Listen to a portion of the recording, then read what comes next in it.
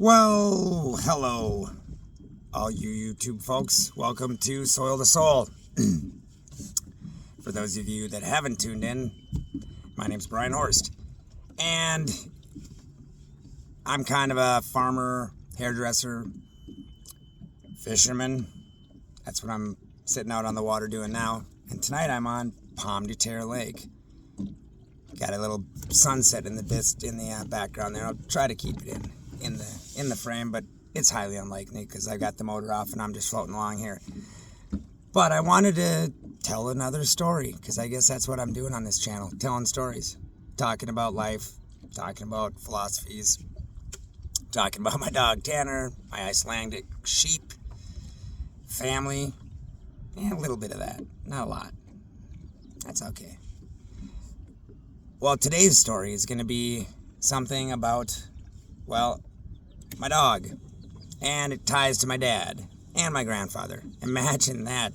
For some of you that have actually seen the other videos, you probably have caught a pattern. But the dog is no longer Tanner. The dog is no longer Link.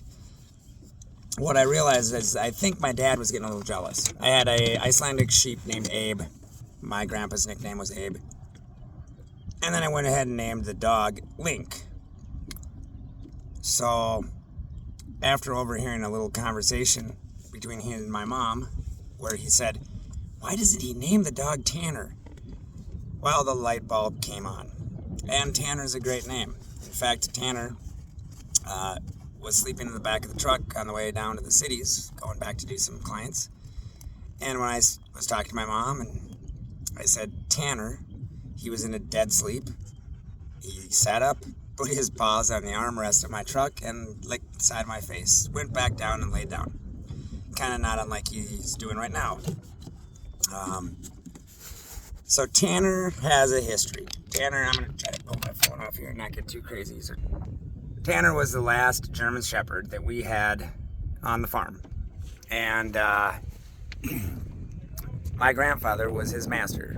And if any of you know German Shepherds, you know that they're pretty much a one-owner sort of dog. And that was Tanner. One thing you'll probably hear a little bit more about with my grandfather is that he suffered many, many years with cancer. And, well, he was in the hospital for a while. And during that time in the hospital, Tanner caught on that he wasn't around. And he decided not to eat. And we got creative. I don't even know who got creative with the ideas, but essentially my grandfather started putting his hands in the dog food. We'd bring dog food in, and my grandfather would put his hands in the dog food, and this was winter time. He'd put the hands in the dog food, and suddenly Tanner started to eat. Well, that only lasted, a few weeks or so. And Tanner was a smart dog. He figured out that Grandpa wasn't around. Lincoln wasn't around to feed him. His master was gone, and he didn't know where he was. I'm trying to get a shot at Tanner here. And then it progressed to my grandfather not eating the hospital food. And I haven't been in the hospital for a while, not since I broke my femur in 9th grade, which was quite a treat. That maybe is another story. But hospital food back then wasn't good. I don't know if it's any better today. And I hope I don't have to find out, quite honestly. But he would not eat the food, and he would send it home with my folks. And my folks would take the food, and they would put it on the bowl, and Tanner started to eat. He was a starving dog at that point, and it was winter. Not good.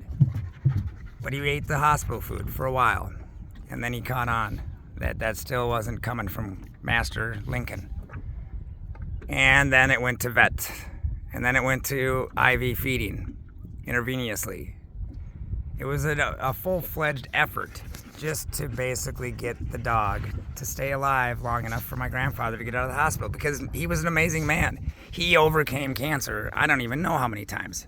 It probably was absolute hell on his wife, Florence, his second wife.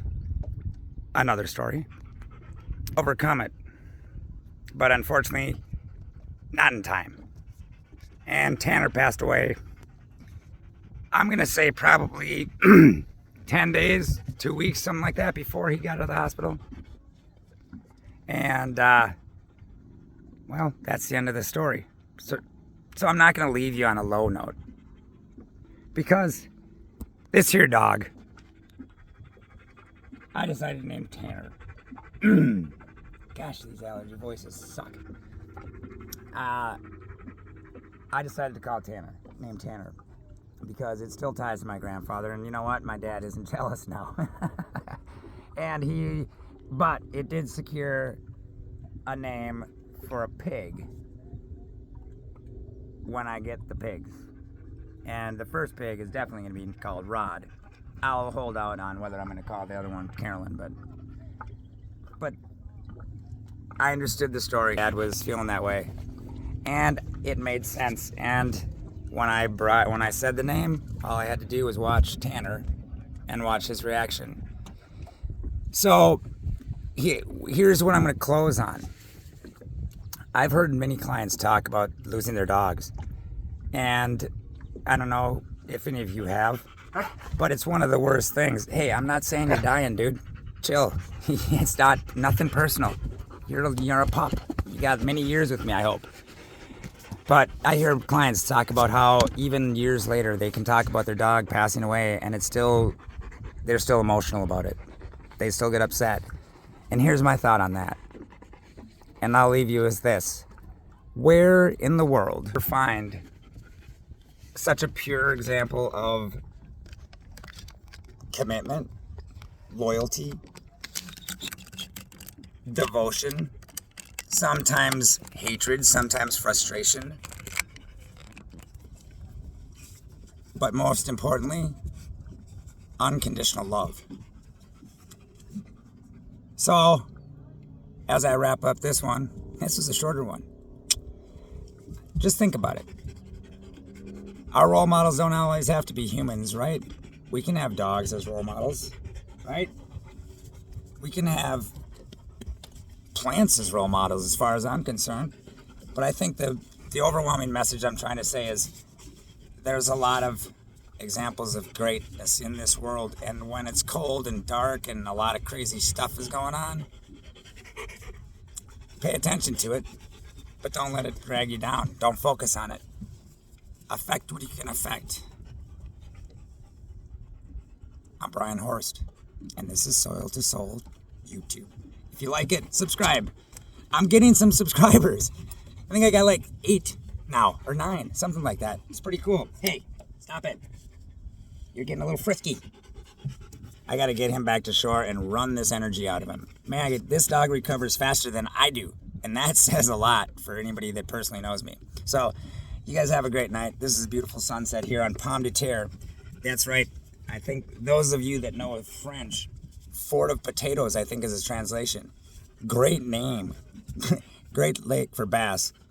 I caught a pig here tonight, and I was happy with the one big one that I got. So I'm wrapping it up. Peace, love, stay safe, stay strong. Brian out.